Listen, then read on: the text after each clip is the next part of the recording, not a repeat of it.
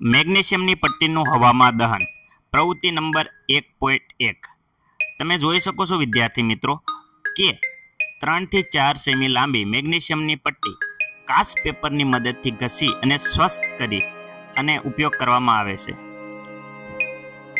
હવે વિદ્યાર્થી મિત્રો આ મેગ્નેશિયમની પટ્ટીને સીપિયાની વડે પકડી અને બર્નરની મદદથી સળગાવો અને અવલોકન કરો. અવલોકન કરતા આપણને ખબર પડી કે મેગ્નેશિયમની પટ્ટી છે એ જગારા મારતી સફેદ જ્યોતથી સળગે છે, એટલે કે પ્રજ્વલિત સફેદ જ્યોતથી સળગે છે અને સફેદ પાવડરમાં પરિવર્તન થાય છે.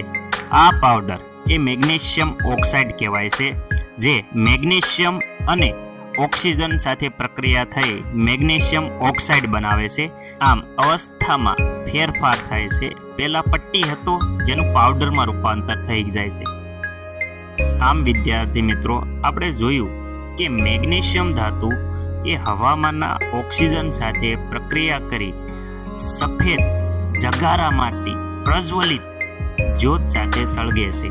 પ્રજ્વલિત સફેદ જ્યોત હોવાથી વિદ્યાર્થી મિત્રોને આંખમાં કાળા ચશ્મા પહેરી રાખવા. આમ મેગ્નેશિયમ અને હવામાંનો ઓક્સિજન પ્રક્રિયા કરી મેગ્નેશિયમ ઓક્સાઇડ સફેદ પાવડરમાં